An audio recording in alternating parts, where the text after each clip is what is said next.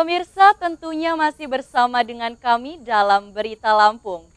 Bagi Anda yang baru saja bergabung, kami akan menyajikan kembali berita utama pada pagi hari ini.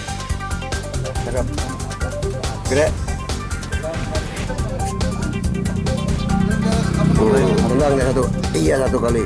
Tak diberi uang, 4 pencari sumbangan kegiatan 17 Agustus mengamuk dan merusak gerbang rumah dokter di Lampung Utara.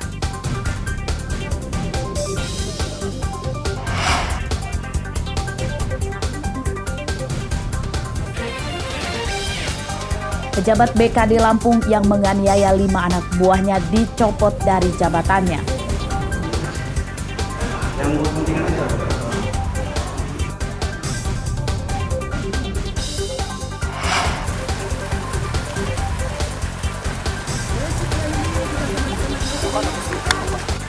Ratusan perenang mengikuti lomba renang menyeberangi Selat Kelagian Pesawaran.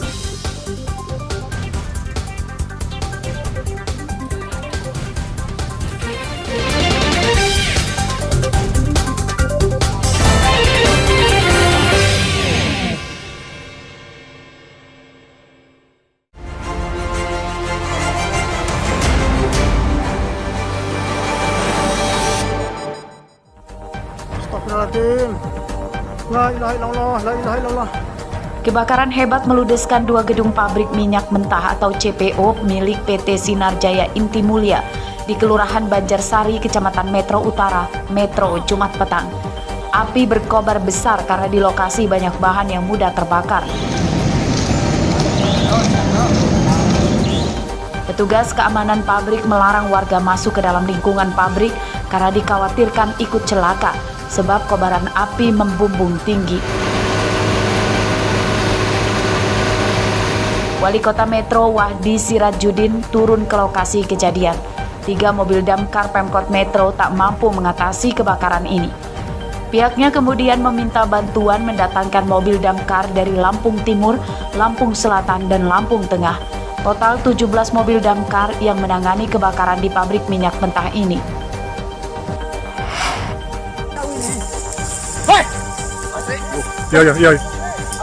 Kawanan gajah liar menyerang perkebunan palawija di Desa Sedayu, Kecamatan Semaka, Tanggamus. Gajah-gajah liar itu berasal dari Hutan Taman Nasional Bukit Barisan atau TNBBS yang keluar dari habitatnya diduga karena kelaparan. Masya Allah.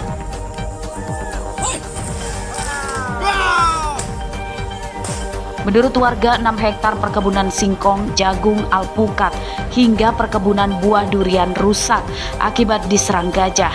Warga kini meningkatkan intensitas ronda malam di perkebunan mereka. Jika ada gajah masuk, maka akan diusir dengan suara teriakan dan letusan kembang api.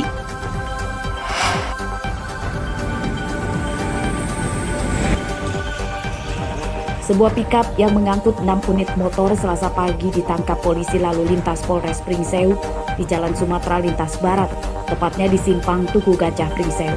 Polisi menduga motor ini merupakan hasil kejahatan. Penangkapan berawal dari razia rutin petugas. Pengemudi pikap bernama Erwan awalnya mengelabui petugas bahwa kendaraannya mengangkut karpet. Namun setelah dibuka terpal penutup bak, polisi mendapati 6 motor.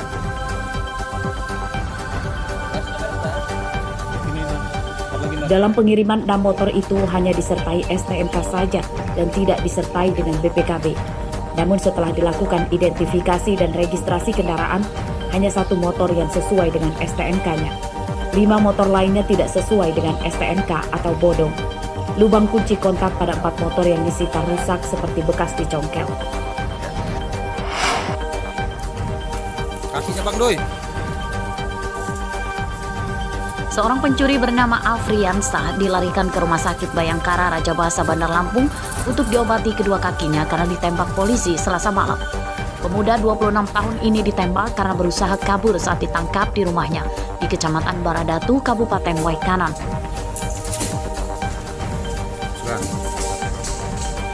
Afriansah ditangkap setelah 3 hari buron karena menggasak motor dan uang milik seorang perempuan warga Bandar Lampung yang merupakan TKW yang baru pulang dari luar negeri.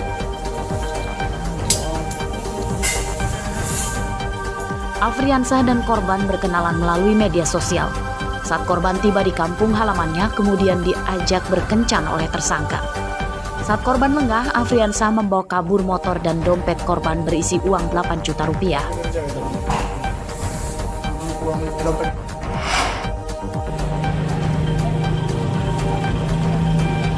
Kasus pembuangan bayi terjadi di Bandar Lampung. Selasa malam, warga Kelurahan Rajabasa Jaya, Kecamatan Rajabasa, digegerkan penemuan bayi perempuan di depan warung salah satu tetangga mereka. Bayi itu dimasukkan pelaku dalam kardus bersama perlengkapan bayi seperti popok dan susu bayi. Nangis Umi, kayak mana Umi? Bayi pertama kali ditemukan oleh Adelia yang sedang belanja di warung. Ia mendengar suara tangisan bayi dan setelah dicari rupanya suara itu berasal dari dalam kardus di depan warung. Pelaku diduga sengaja membuang bayinya di depan warung yang masih buka supaya cepat ditemukan warga. Temuan bayi kemudian dilaporkan ke Pamong dan polisi. Bayi yang ditemukan warga tersebut kondisinya sehat dan kini dievakuasi ke rumah sakit daerah Kota Bandar Lampung.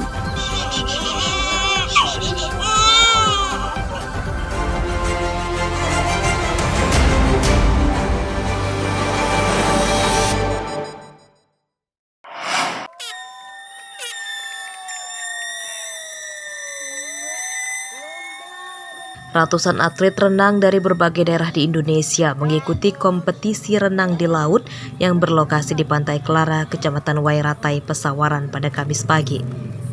Pada kompetisi bertajuk Olahraga Air 2023 Renang Laut Selat Kelagian itu, lebih kurang 300 atlet mengikuti 4 nomor lomba, yakni finish swimming 6.000 meter, renang tanpa alat 10.000 meter, 1.500 meter, dan 500 meter.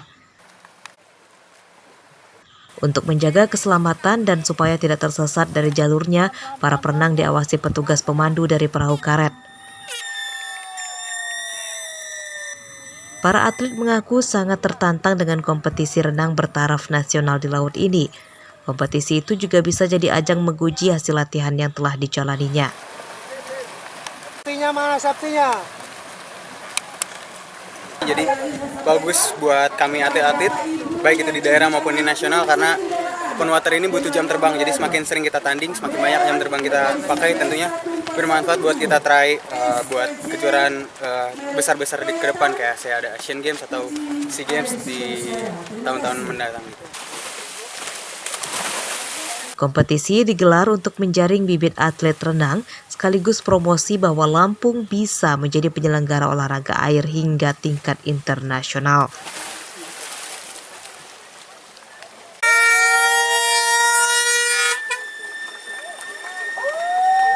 Kegiatan ini dilaksanakan rutin setiap tahun sesuai dengan tahun anggaran, dengan tujuan adalah mencari bibit-bibit atlet olahraga air, dalam hal ini renang, untuk mendukung diantaranya adalah mencari bibit untuk jadi atlet. Sedangkan acara ini diselenggarakan di Lampung, memang sesuai dengan medannya, memang ini bagus. Kita akan promosikan untuk tempat perlombaan atau kompetisi internasional nantinya. Juga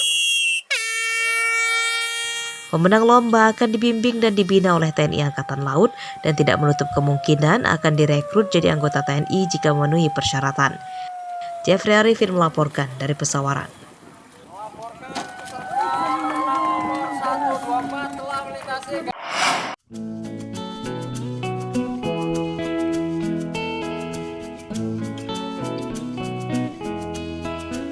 Hampir setiap sore tempat wisata Taman Ham Tebiu di Kota Liwa, Kecamatan Balik Bukit, Lampung Barat tak pernah sepi pengunjung. Pengunjung adalah warga Lampung Barat, namun ada juga yang datang dari luar daerah sebab kabupaten ini berbatasan langsung dengan Sumatera Selatan.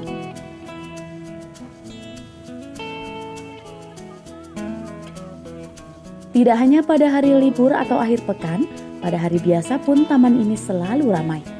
Pengunjung datang bersama teman, keluarga maupun rekan kerja untuk bersantai sambil menikmati pemandangan di sekitar taman. Salah satu lokasi swafoto yang paling menarik tentu saja pemandangan alam dengan latar belakang air mancur. Pengunjung juga bisa memberi makan ikan dengan membayar Rp5.000 untuk mendapatkan 1 bungkus pakan ikan yang dijual sekitar taman. Main Nyorek, healing sih. nyore ya? Healing. Memang sering apa gimana? Emang sering. Memang sering. Gimana menurut kalian berdua pemandangan Taman Hamtu Biu? Bagus ya, apa gimana? Ya bagus sih buat ini, apa namanya? Buat rekreasi terus buat apa? Healing. Healing. Buat foto bagus nggak? Buat foto? Suap foto? Ya bagus. Bagus ya. Sering di media sosialnya. Iya. Ramainya pengunjung juga jadi berkah bagi warga yang berdagang di sekitar taman karena dagangan mereka laris. Aneka jajanan bisa dinikmati para pengunjung seperti kacang rebus, roti bakar, siomay, hingga aneka minuman.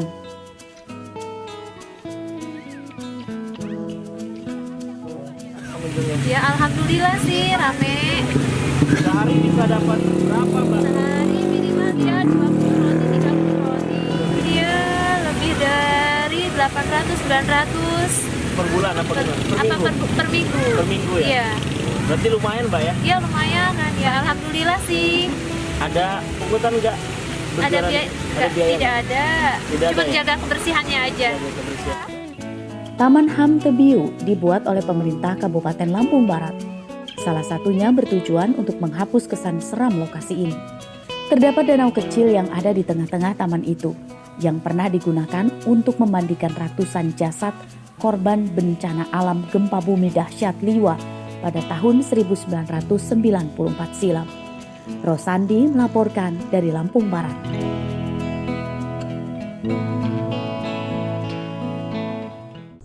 Pemirsa, informasi tadi sekaligus menutup perjumpaan kita pada pagi hari ini.